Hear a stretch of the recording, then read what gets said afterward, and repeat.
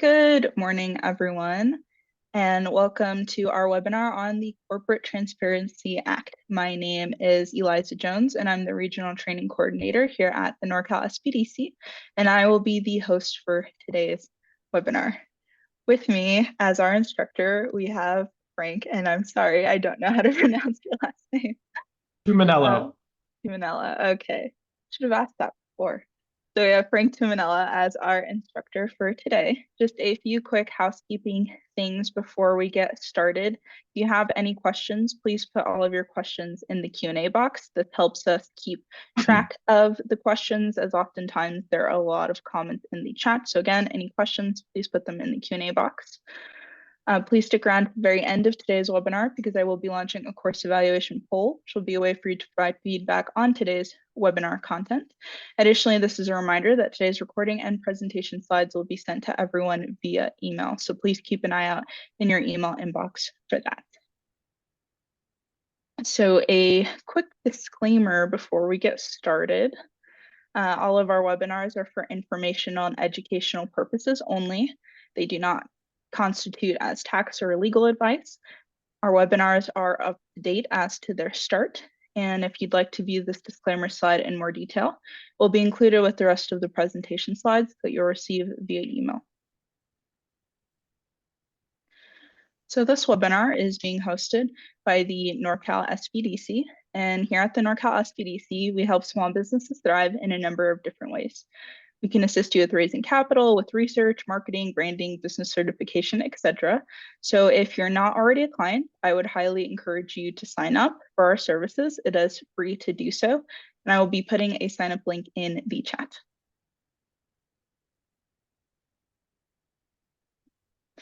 So how do we do that? How do we help our clients?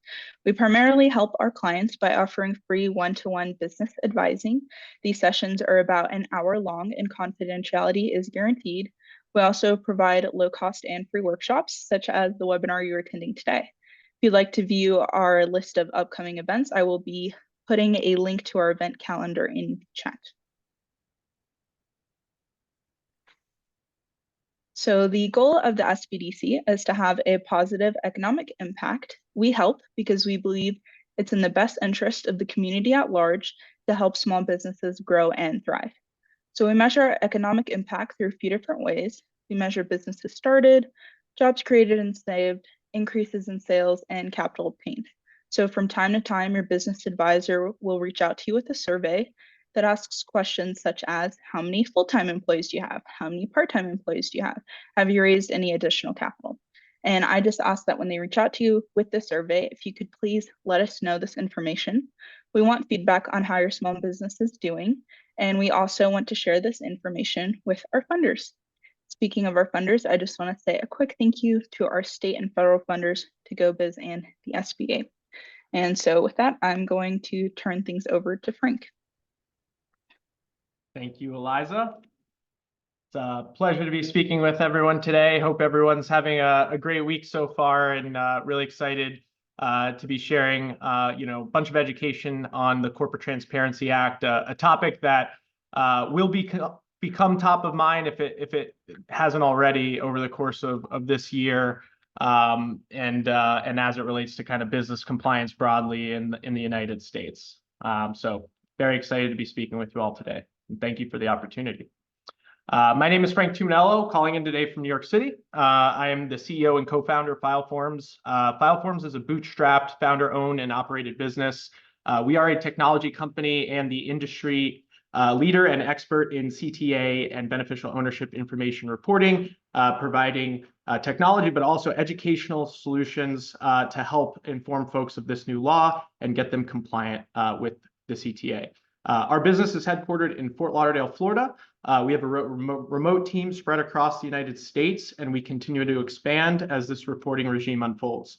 Prior to FileForms, I worked in a variety of financial services roles over the course of my career, ranging from private equity to investment banking, many times working with family-owned and operated businesses within highly regulated industries, really helping them scale through organic growth, acquisitions, and strategic capital raises.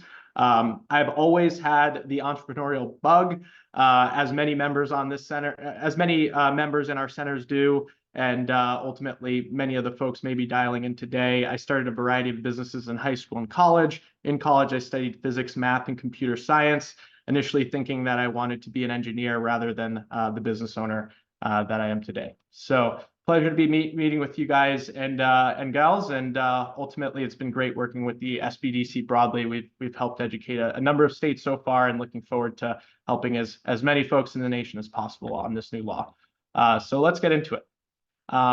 Before we jump into the CTA and its intricacies, I thought it would be helpful just to understand really why this law was created.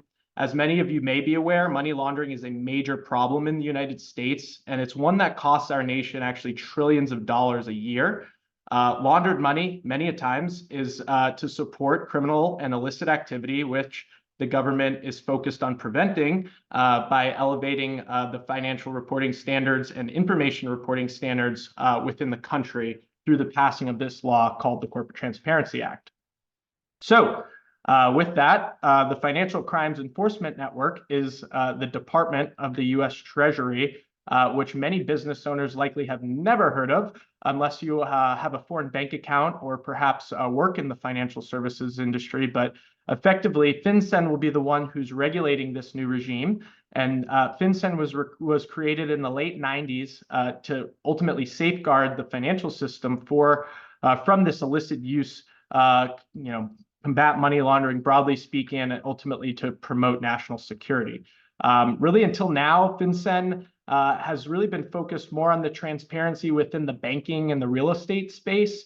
But given the prevalence of financial crime, unfortunately, the United States and this agency have since expanded its scope to now incorporate small businesses within the nation. So interestingly enough, the U.S. has become ultimately a safe haven for these financial criminals, given the government has never required this beneficial ownership information to be reported on the private businesses within our nation, which is unlike many major economies in the world, actually, who have required this level of information disclosure for many, many years. Thus, over time, these criminals have gravitated to the United States to use these shell companies to hide their assets, and ultimately, many major other countries in the globe, they've probably left there because they have not had to disclose this level of information. But now the U.S. is looking to change that.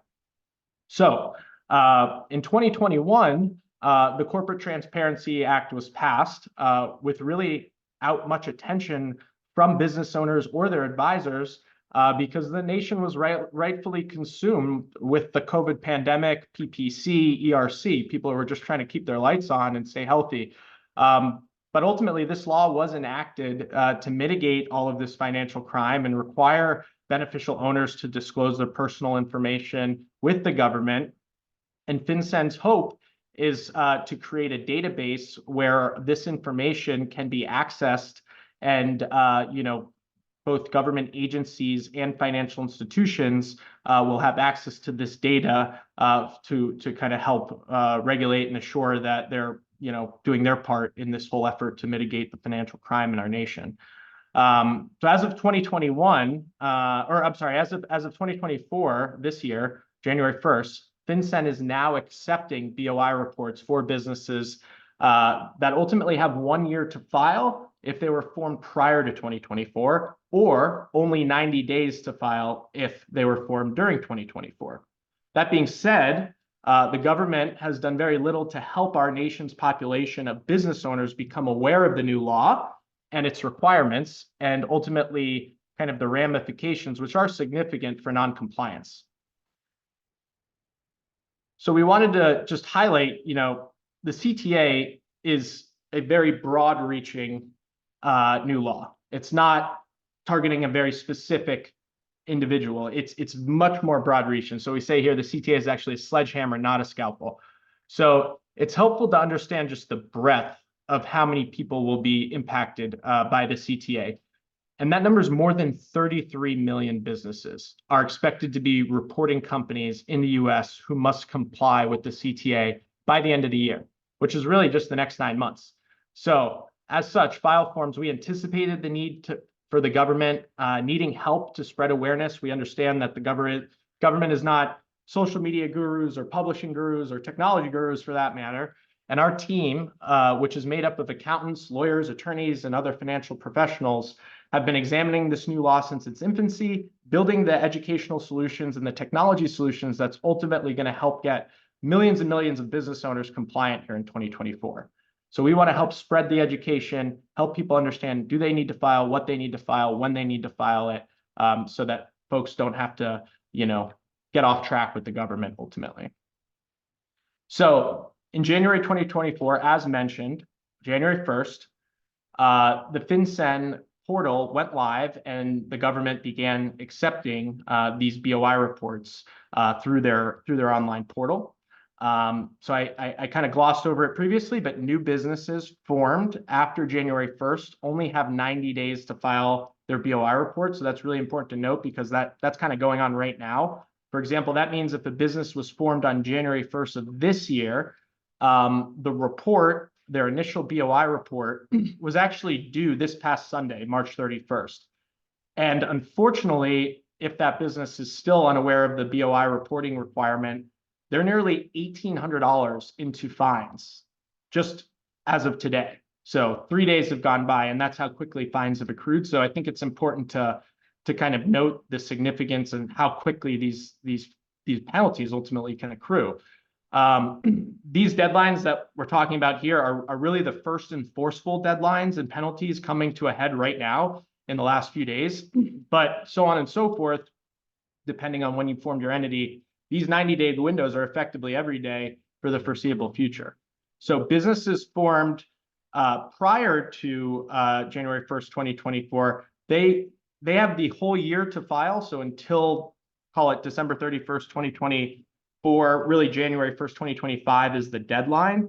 But we just want to make folks aware that given the nature of the information that's collected in this process, it's probably not best to wait till the end of the year to file these reports.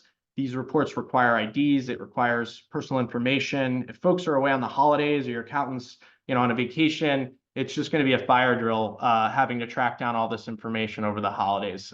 So we're encouraging folks to get at least educated now and over the next few months to ultimately get compliant as to avoid the year-end rush. So these requirements, that we've discussed here so far are just for the initial filing, though it's worth noting that this is not just an initial filing. Furthermore, this is not a seasonal annual filing, as many compliance forms tend to be, or taxes for that matter. This is a filing where you file initially, and then if your information changes, so effectively what you filed, if that changes at any point, you have to refile that information within 30 days of the change, which is, we'll dig deeper into that, but that is worth noting because there's this perpetual need to kind of monitor the data, which can be quite challenging if you don't have a good system in place. So moving on to just, who needs to report, what information needs to report, we'll get into that detail now. So who must report? What is a reporting company? Well, there's two types. There's domestic reporting companies, and then there's foreign reporting companies. Effectively, a reporting company is a business that is registered to do business with the Secretary of State. So that includes corporations, LLCs, other entities of the like. It's worth noting that there are 23 very, very specific exemptions, which we'll cover shortly. But for the most part, if you're a private business and you file a registry document with the Secretary of State, you will be kind of in that first phase of whether or not you're a reporting company or not. But then you'll trickle your way through the exemptions, which are very specific, and likely most business owners know whether they're, say, for example, a bank or a publicly traded company. So once again, good to kind of just realize this is a very broad reaching, 97% of all businesses across America will need to file this form. So who must file a beneficial ownership information report? Well, there's actually two types of beneficial owners as well. These are the individuals that exercise substantial control or effectively a decision-making power within the business, which I appreciate that is quite vague and not quantifiable. But there are a variety of resources on our website that we can share after this to really break down what that actually means. But it could be a C-suite executive. It could be a person who is directing decision making at the board level. It could be a director. It could be a manager. So there's a variety of definitions for substantial control, but appreciating this is a little ambiguous. The second type of beneficial owner is one that has directly or indirectly 25% or more ownership in the business, ownership interests in the business. So you can either be no ownership percentage whatsoever, but have a title that allows you to make decisions on behalf of the business. That would be a BO. Or if you are a stakeholder in the business, you have ownership in the business, that could also be a beneficial owner, or you can be both. It's also worth noting there's no penalty for over disclosure. So if you think, oh, well, this person who is a manager of this department, are they a beneficial owner? Are they not? Are these decisions important enough? Are they not? Let's just get their information in so we don't have to worry about it. There's no penalty for doing exactly just that. It's actually probably safer to over disclose than under disclose. So just wanted to highlight that for folks, because that is a point that does offer some confusion. Oh, excuse me, I think I missed a slide there, but that is the beneficial ownership slide that we just walked through. Now there's a party here called company applicants. This is a new term for many. Company applicants is directly related to beneficial ownership information reporting. So who is a company applicant? Well, it's worth noting that this only applies to the entities that were formed on or after January 1st, 2024. So if that's not a business that you're consulting, they don't have to worry about the company applicant piece. However, a company applicant is the individual or organization in charge of directing the filing or the registry document of the company with the Secretary of State initially, or is directly responsible for controlling that process. So what does that mean?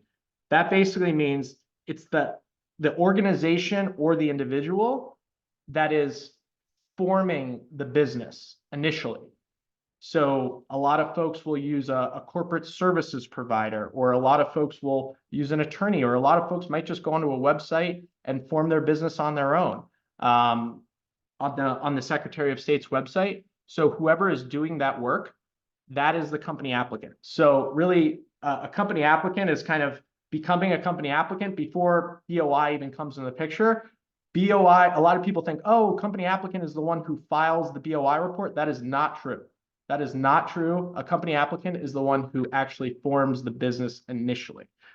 So like I said, it could be a corporate services firm, it could be a lawyer, it could be a variety of folks who do that work. FileForms, we help people obviously file their beneficial ownership reports. We're considered a third-party filing service. So not a company applicant. If for whatever reason we are forming an entity for you, then we would be a company applicant, but that's not what we do right now. So just thought that would be helpful to make that distinction. Now we're getting into the exemption. So this is what's related to who is a reporting company or who isn't. So ultimately there are 23 different exemptions.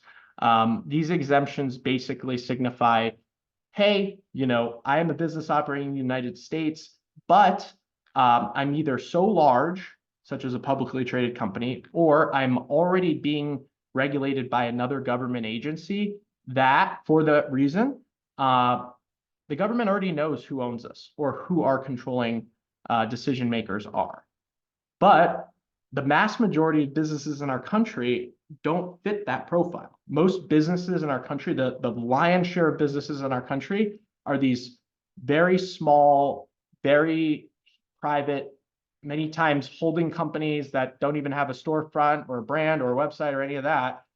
That is really the mass majority of businesses in our country. So this law is looking to create transparency around that, not around the massive companies that you read about in the Wall Street Journal. So It's worth noting that despite these exemptions, still 97% of all businesses will need to file this report. There are 23 exemptions, and I like to categorize these exemptions into different buckets that I list out 6 here. So we mentioned highly regulated companies, banks, government utilities, insurance companies, accounting firms that are auditing public companies, for example. These are businesses that are already very regulated. The government has been collecting quote unquote beneficial ownership information on them for years. So there's no need to make them party to this new law per the government. Now, the next group, somewhat related, large registered investment companies. So the Security Exchange Commission, they have, their database already that they're, preventing white collar crime every single day. So if you're a registered investment advisor for a mutual fund that may be publicly traded, might not be, or if you're a private investment vehicle or a registered venture capital firm, more than likely the government already knows who your controlling decision makers are, who your beneficial owners are. They don't need more information on that. So those folks are exempt. Tax exempt entities, folks who might be receiving funding from the government to do things. They are obviously reporting in very significant detail as to maintaining that status as tax exempt, and the government has a good sense on who those folks are already, so no need to report there. The large operating company exemption, this is one that I think is really, really important to the typical kind of Main Street business, mom and pop business that might fall into the coverage of SBDCs. So the large company exemption has 3 parts. All 3 parts need to be met in order for the exemption to be applied. So there's 3 parts. The first part is related to full-time employees. So if the business has 20 full-time employees, that's part 1. If the business has 5 million or more of revenue on a previous tax return, that's part 2. If the business has an operating presence, such as an office in the United States, that's part 3. So if all 3 of those are met, it's an and statement. All 3 have to be met. Then the company would qualify for this large company exemption. If the company, say, had 2 of 3 or 1 of 3, not a large company, would have to be a reporting company unless it met one of these other exemptions. So that's very significant to think about, because I think many companies in the SBDC community might actually be a large company, from my understanding. So helping folks through that exercise is helpful. We also have a quiz on our website which breaks all this stuff down, makes it super easy. It takes 2 minutes, 5 quick steps. It's completely free to use, so I definitely encourage folks to use that if there's any questions around this. And then the last 2 I'll walk through quickly. If an exempt entity has a bunch of subsidiaries, there is some detail behind this, but ultimately exempt entities are able to use their exemption sometimes all the way down to the subsidiary level. So it's kind of a drop-down effect. And then inactive entities, this one has 6 different parameters that need to be met. So I'm not going to walk through all of them. Probably could do a presentation around that individually, but specifically if an entity is inactive as for a few years, they might not actually have to file a BOI report. So if anyone's dissolved entities recently, worth following up, we'd be happy to walk you through the different specifics there. Can't talk. All right, moving right along. When will a BOI report need to be refiled? So we've talked a lot about this initial filing process, though it's worth noting, as we said, it's a continuous reporting requirement. So given the changes of information, given the information that's disclosed, which we'll get deeper into, this information needs to be maintained. And if there's any change of information, such as a change of address, change of name, for example, rebranding, a transaction happens, someone gets married, that includes BOs and the company, that would be a change of information. Change in the ownership group, that would be a change of information. Change of the ID number at the renewal. These are all changes that can happen. So it's going to be really difficult to track all these changes, especially if you have multiple beneficial owners. So it's helpful to have a system in place that helps you track all these different changes, that provides you automated reminders, helps you monitor it, helps you make changes quickly. But if you don't use this technology solution, there is this need to maintain the data continuously. So there would have to be kind of an internal process put into place to avoid these deadlines with the 30-day change. So that was a lot of information. We'll kind of pause for a second, just kind of evaluate the current lay of the land. So how has this unfolded so far in 2024? Like, what is going on? There's a lot. So we thought it'd be helpful just to kind of provide an update on the pace at which people are learning about BOI reporting and kind of what action still needs to be done. So out of those 33 million businesses that need to file by the end of the year, only about 1.2 million have filed as of today's date. That's about 3%. So not very many, maybe even a little less than 3%, depending on who you talk to about how many businesses ultimately need to file. Some people say it's 40 million. So by year end, there's going to have to be a significant uptick in education, awareness, and then ultimately filing. And a piece of that is partnering with, organizations such as the SBDC who can help kind of spread the awareness and really, help them avoid paying a lawyer to do this stuff. I mean, to pay a corporate attorney crazy billable hours to do something that, a $100 technology solution can do in 10 minutes, or you can do on a government portal for free, that I think is probably the first step. It's evaluating, hey, do I understand all this information? Is my ownership structure complex? If not, maybe I could use some help, but probably don't need an attorney to help them. A lot of folks just take the knee-jerk reaction, go right to their attorney, and it turns into a hassle. But this is kind of how reporting has gone so far. So I think this is one of the clearest statistics that there is a lack of education on this law, and that there needs to be more action to help businesses get compliant this year. So the FinCEN portal, let's touch on that. This is how you actually file a BOI report. The FinCEN portal provided to businesses by the government to file their BOI reports for free. This is probably the place to start, right? This is kind of the free option that the government's providing to submit the report. And there is a few pieces to keep in mind, just in practicality of maintaining the data. But the filing process on the government portal was very much, in our view, as expected. They portrayed how the filing your initial BOI report could take 2 to 3 hours. They provide 93 pages worth of process and kind of guidance for business owners to read prior to filing their BOI reports. So, as you think about getting educated and then using the tool they're providing, which is all free, kind of just frames the amount of time and effort it might take for someone who might have a few other things on their plate running a business. We've polled quite a few users who have used the system. Obviously, I woke up on January 1st of this year and filed my first BOI report on their system, so I have an opinion as well. But my opinion is kind of skewed because I know all these terms and operate in this world every single day. But for someone who's kind of coming in cold, generally users feel confused. This is all new. There's a lot of fields on the form itself.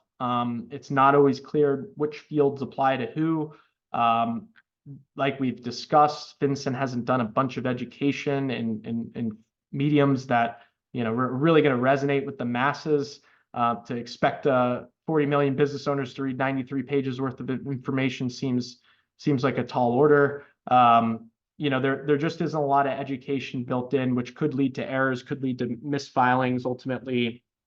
And their platform doesn't have any ability to store the information. So that's another thing to keep in mind is, when you're guiding your businesses, if you do tell them to go the route of FinCEN, they're kind of on the hook for maintaining the data, and it is sensitive data. We're talking about date of birth, personal addresses, photo IDs, identification numbers. So once again, if there are multiple beneficial owners, that could be a pretty significant task, and also some cyber liability potentially assumed there, God forbid, with all the craziness that goes on in that world this day and age. So FinCEN's really putting it onto the owner and the business to figure all this stuff out on their own, but they're offering kind of a free mailbox to update your information once you feel like you're confident enough in what they provided you to do it. So I think the biggest piece that FinCEN needs to probably reconsider a little bit more is support. Their customer service responses are automated. It's an AI generated email tool that is one, not very timely, and two, not very accurate in its responses. So you kind of go to ask a question because you're confused, and you might walk away actually more confused. So those are the highlights and maybe some less highlights on the FinCEN portal, but that is the free option, and that's how the government has approached BOI. So I think that's a helpful segue into just, how did SBDC, the Northern California Network, and ultimately FileForms come together. Our hope is to take this compliance headache and provide a simple, secure solution that provides peace of mind as to not overwhelm our centers or our members. And FileForms, our intention in building this company is to make BOI filing a complete breeze and simple in a 10-minute experience to get this completely out of the way. So that is why this partnership has come together, in addition to just spreading awareness on the law itself.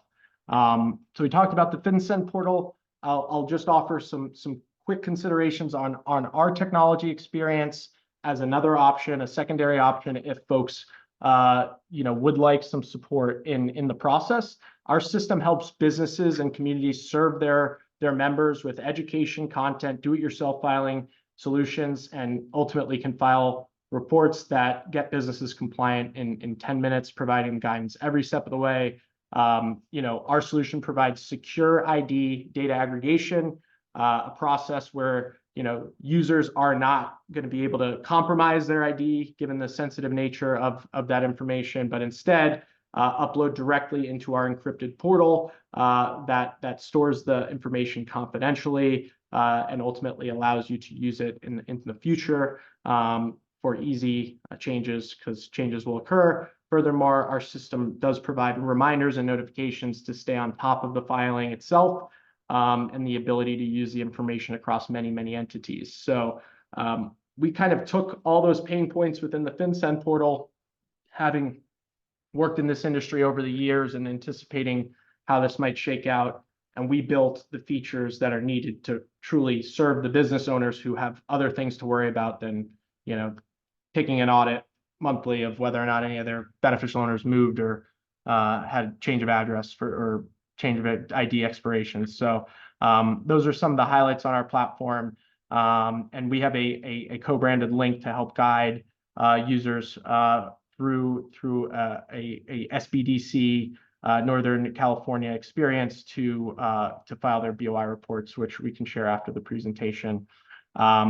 But just a little bit on how FileForms works. Using our dashboard, owners are easily able to upload their company and owner information one by one or in bulk.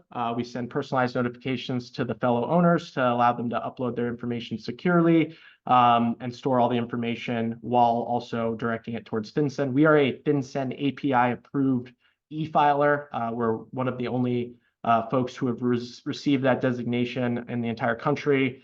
And we are currently filing beneficial ownership reports directly with FinCEN, which is fantastic.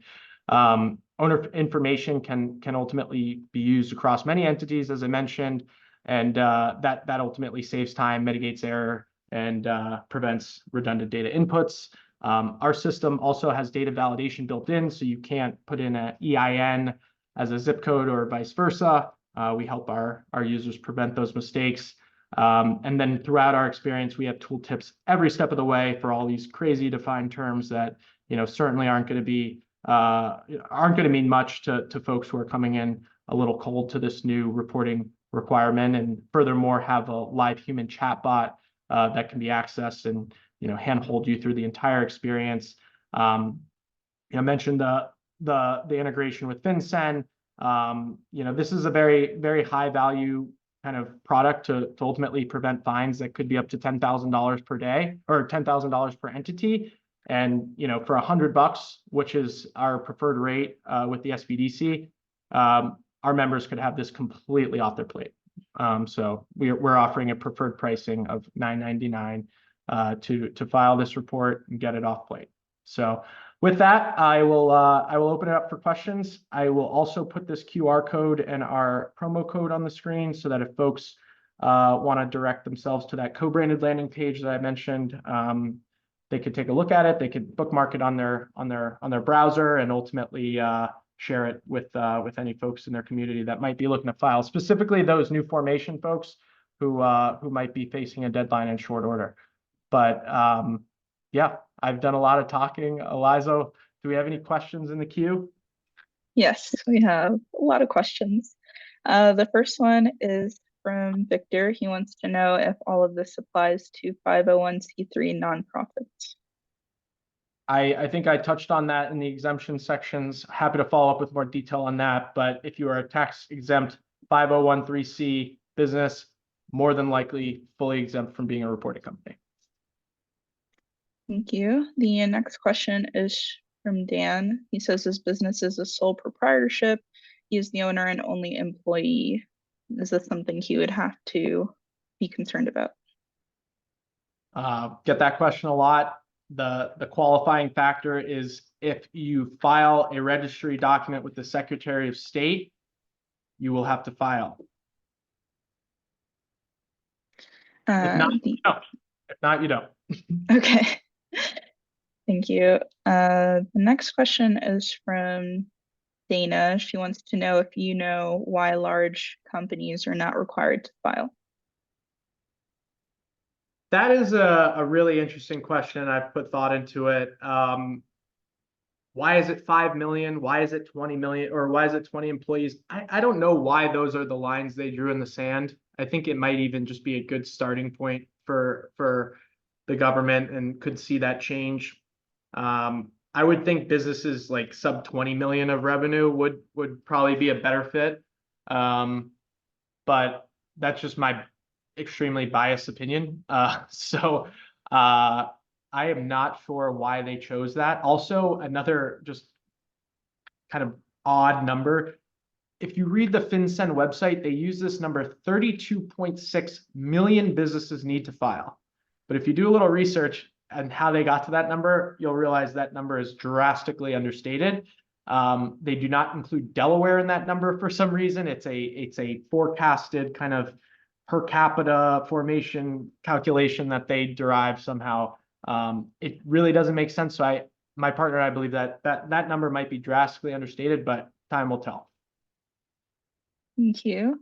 The next question is from Latanya. She says that she thinks she filed her BOI reporting, but she's not sure if she did it correctly, and she wants to know how she could figure that out if she did it correctly or not.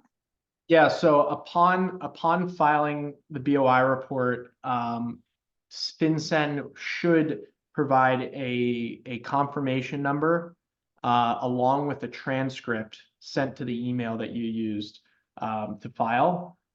So if you did file with FinCEN, that's their experience. If you filed with us, you'll be getting communication as the filing runs its course. We actually do a review of the information as well, make sure it's all looks clean. Sometimes like PO box, people try to put a PO box as their address. That's actually not allowed. So things like that just kind of help make sure the filing's complete. But you should be getting a transcript document. In our experience as well, you get what's called a filing analysis, which is a great kind of compliance document to keep on hand. God forbid FinCEN comes knocking at the door. God forbid you get an audit for some reason. You're trying to sell the company, whatever it may be, diligence process. We provide that document's 15 pages. It gives summary level information of what's been disclosed. It gives you a summary of what process was followed in filing the report by using our technology solution, and then best practices, policies, procedures going forward of how the information will be maintained through using our technology. So it's all this stuff that's being taken care of for you, but it's summarized in a document so that if someone came in, it was like, hey, you're not doing this right, or hey, you didn't do this right, you're like, well, this is what I've been doing, so let me know what you think. So that's a great kind of point the finger at someone else kind of opportunity that you get when working with us. Great, thank you so much. We have a couple of questions here. Some people want to know, does it cost to use FileForms? If so, how much? How does the pricing work?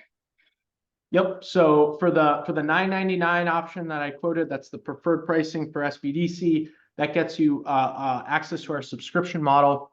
That subscription model includes really the monitoring services, the initial filing, and then unlimited change of information. So that is a recurring fee. It is a subscription. However, you do get that continuous monitoring service throughout your business's life cycle. So that's very kind of very popular product, and most folks understand the value there and understand that, you know, there's this perpetual need to maintain the information. Now, a lot of folks have entities that don't have change of information that much. I have, you know, investment properties that, you know, ultimately don't really have changes because it's just a holding company that's going to hopefully be the same for 40 years. If that's the case, we offer a single filing option. It's actually a one-time fee. So it's a little more expensive because we do store the data perpetually for you, just in case there's a change 5-10 years out. But that's $199 for the preferred pricing with SBDC. And with that, you file once, you get your initial BOI report, you get your initial filing analysis, and then you have infinite access to the dashboard. So your information is still stored securely. You still get all the features. It's just really every time you go file, that will be an additional fee versus the subscription. It's unlimited. So depending on what your situation is, that's our pricing. We do offer also attorney services as well. That's our premium product. It's $9.99. That comes with a 30-minute consultation from a corporate attorney and a signed legal opinion by that attorney that says, hey, I've reviewed your operating agreement. You've disclosed things correctly, and that comes with complete fine reimbursement. So ultimately, if FinCEN comes at you and it's like, hey, you know, here's $10,000 fine, we're going to eat that fine or do what we can to correct the filing, ultimately both. So. Thank you. Peter has a follow-up question to that. He wants to know, is it $100 a month or a year? A year. Cool. Have a bunch more questions every time we answer one. Someone has another. We got 18 minutes, and I'm happy Yeah. to stop. So. I did notice some people putting questions in the chat. I would just ask if you could please copy and paste those into the Q&A. Sometimes Zoom is weird and it won't let me pull the chat transcript, so I don't want those questions to be lost in case we can't get to all of them. So please help me help you put them in the Q&A. So the next question is from Ryan. He says, is the failure to file penalties executed on a daily basis? For example, when you said the 1,800 for 3 days, is that perpetually ongoing, or how does that work? Yeah, so it kind of builds up each day. So it's $591 per day. So $591 per day, up to $10,000, which that math works out to about 17 point something, effectively 18 days. So it's $591 a day for effectively 18 days. When you get to $10,000, the fines stop, but that's when the next layer of like civil and criminal penalties start to accrue. So there might be, you know, people looking for you at that point, or the government's putting forth a cease and desist on your business, God forbid. Yeah, don't want that happening. The next question is from Susie. She says, how do I know if I need to file with the state? She doesn't ever remember doing that.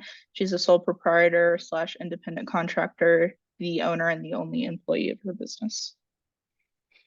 I would go ahead and hop onto the state's website and search the entity's name and see what comes up. If nothing comes up, then you're probably in the clear. If something comes up, then you probably filed a registration with the state at some point and might need to file. Thank you. The next question is from Victor. He wants to know if you know what FinCEN does with the information they receive. Yes, they store it in their private database. and they are providing access to select government agencies and select financial institutions to help ultimately regulate financial crime in the United States.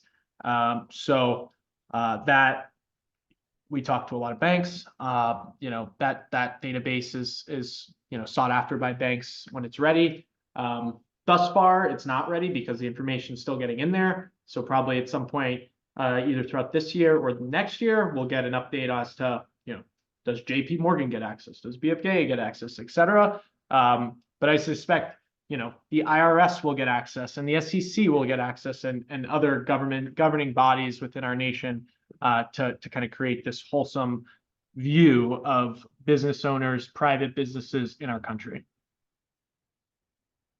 Okay, that kind of feeds into a lot of people's questions around the idea of the confidentiality of it all. So thank you. The next question is from Tom. He says that he heard there was a court case regarding this about a month ago, and he wants to know if it had any effect. Yes, that's a great point, and probably something I need to weave into these slides. So there's actually been one court case in the Northern District Court of Alabama where a district court federal judge ruled within the state of Alabama, specifically within that court, specifically to the plaintiffs. That was the NSBA, which is a nonprofit business association based out of Ohio. So that association has 65,000 members, and that association effectively put forth a case in the Alabama court that the CTA was unconstitutional and that the government has overstepped their bounds in collecting personal identifying information in an effort to police financial crime. So FinCEN, when that ruling happened on March 1st, the next Monday, I believe it was the 4th, FinCEN came out and said that everyone, with the exception of the plaintiffs, which was the 65,000 folks, will still need a file based on the law. And ultimately, following Monday, they came out with a notice of appeals issued by Janet Yellen and the Department of Justice, appealing that district court decision. So FinCEN and the United States government acted very swiftly in response to this district court ruling in Alabama. And effectively, their message was it's filing as usual for everyone with the exception of the members of the NSBA. So that is the current lay of the land. Now that court case gets elevated to the 11th Circuit Court, where it will be reviewed in a factual-based case. I say factual-based case because the Alabama ruling was a summary judgment, which means it was not factual-based. So it was more or less opinion-based, which I think should be considered when thinking about how the case can unfold going forward. If it was to be ruled unconstitutional in the 11th Circuit Court, it would then likely be appealed and potentially even elevated to the Supreme Court. So there's this legal process unfolding that's going to take a lot of time. And what does that mean for everyone? It means there's a lot of ambiguity for small businesses, such as these new formations that are like, oh, do I need to file or am I going to get fined? The advice from FinCEN is file as usual, despite this case going on. And apparently they will be enforcing penalties if folks do not file despite this case kind of going on. But it's also worth noting that I think in Michigan and Maine, there's been somewhat similar cases brought forth at the state level, but there has not been a definitive ruling yet at the state level. So perhaps if there is a similar ruling at the state district level, that you might see a similar appeals to the circuit court. However, once again, that whole time horizon is going to take months. But we'll continue to report updates. We report news every day here at FileForms and ultimately filing these news stories quite closely. So definitely reference our website so that you stay on top of these things. Thank you. The next question is from Liliana. She says that her LLC was created a few years ago, but she dissolved it this year and wants to know if she's still required to file. At a high level, yes. You would have had to dissolve that LLC, I believe, in 2021, and have very, very little activity since then in order to get that inactive entity exception. Thank you. The next question. There was a lot of folks who tried to dissolve entities to not have to do this, but unfortunately, FinCEN is not offering much forgiveness there. Thank you. The next question is from Adam. He says, off the top of your head, do you know if any company regulated by the TTB, like as in breweries, wineries, and distilleries, if that would fall under the highly regulated environments category? No, unfortunately, that's not part of the exemptions. Thank you. The next question is from Elizabeth. She says, if an LLC or S Corp owns multiple LLCs that hold real estate, how many filings need to be done? Multiple. Yeah. Every single one, perhaps, depending on whether they're a large company or not. So. Thank you. Jill says that she believes she has not filed with the Secretary of State, but they did issue her some kind of number when she did her DBA. Does that count or not? Jill sounds like she might need to speak with someone on her. Depending on what that number is, if it's an EIN, then likely we'll need to report. Thank you. The next question is from Janice. She says, is filing with the Secretary of State akin to filing for a federal tax ID number, or is that something different? I'm sorry, can you repeat the question? Yeah, she says, is filing with the Secretary of State akin to filing for a federal tax ID number, or is that something different? They usually go hand in hand. It's usually to form a business with the Secretary of State, that would happen first, and then subsequently or in tandem, you would get an EIN, which is a tax ID. So more than likely that the business is registered with the Secretary of State. Thank you. The next question is from Latanya. She wants to know, can you confirm that nothing will happen if you file and it turns out you didn't have to? Yeah, there's no penalty for that. Thank you. The next question is from Ron. He wants to know what kind of information is collected and held by FinCEN. Yeah, I just put a quick reference guide into the chat. I can even pull it up though, because I think our quick reference guide actually covers almost every one of these questions, but it's first name, last name, date of birth, residential address, and then the unique ID, in addition to the ID number. So it's a little bit of here's the information here. So reporting company, that's their information. Beneficial owners and company applicants, here's that information here. So that's a summary. And beneficial owners and company applicants need to report the same stuff. Awesome. Thank you for sharing that. And I'll make sure to put that link in my follow-up email. The next question is from Ryan. It's kind of broken up into two parts. So he says, it seems as though there will be a large number of businesses next year that will not be compliant because they are unaware or lax in general. And so he wants to know, first, are there opportunities that you know of to help FinCEN enforce or assist in outreach to companies? And second, does FileForms have any referral benefits for directing people to your service? Yes. So, we typically offer a rev share to our partners that aren't, nonprofits, government funded agencies, et cetera. So for that reason, we typically offer a rev share because we are working with SBDC. we've been guided to offer a significant discount as an alternative to a rev share, which we are more than happy to do and excited for. We do also, I'm pulling it up right now, but we have this co-branded landing page that is effectively what I was showing on the QR code.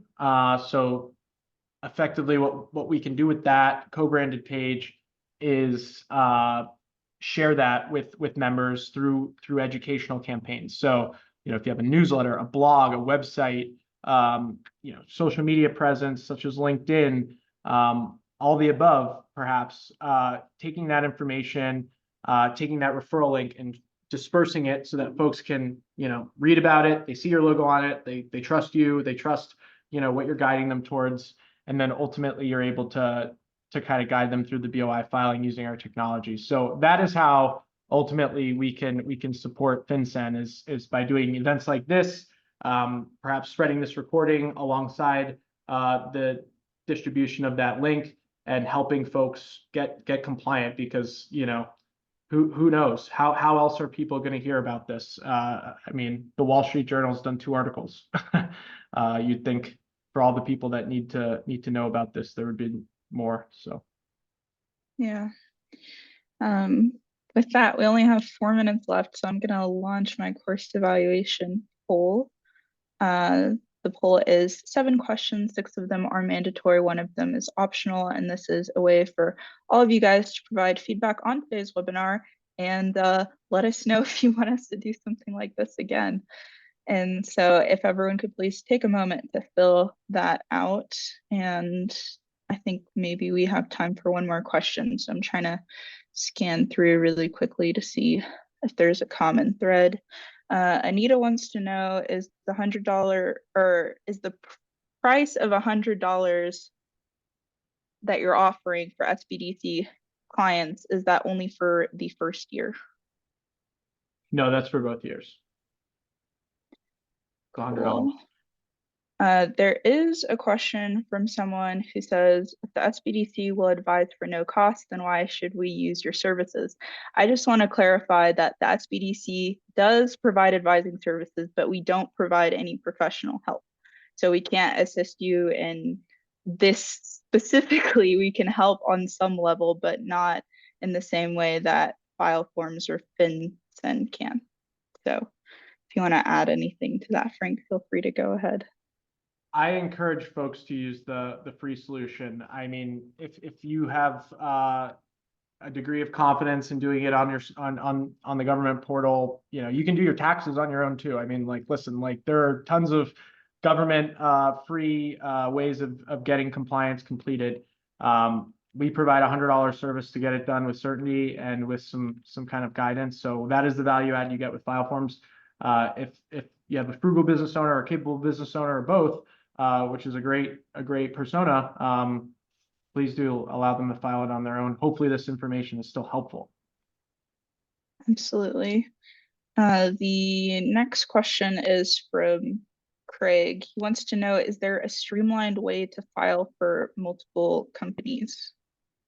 Yes, that is easily done on our platform, and kind of why our platform exists. Thank you. The next question is from Sam. It's a follow-up on the closed LLC question that was asked earlier. It says that he formed an LLC in November of 2023 and dissolved the LLC in February 2024, but the LLC was never active. So there was no money in, no money out, no transactions, nothing like that, and wants to know if he still needs to file a BOI report. It sounds like you would, and definitely reference a quick reference guide that has the information on the exempt inactive entities. But yes, that unfortunately, if you didn't dissolve it, I think by 2021, it still needs to file.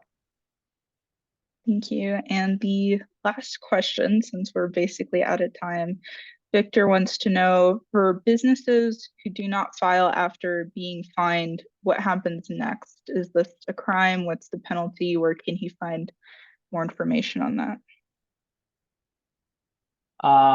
more information on our website, more information in the document, quick reference guide I just shared. Also, I believe if we want to just look at the partner portal link that I just shared in the chat as well. There's some FAQs on there, but effectively it's $591 a day until $10,000, and that is kind of how this was being enforced. So we'll see how that shakes out with respect to, you know, are we going to see people starting to get fined this week, next month, TBD. But that's how the law is written. Great, thank you so much. And with that, we're out of time, unfortunately. But I do have, I will be able to pull a report of all the unanswered questions, and so we can work on getting answers to those. Thank you, Frank, for that amazing presentation, and thank you everyone for joining us this morning, and to all of you who filled out the course evaluation poll. We hope to see you in a future webinar. Have a great rest of your day.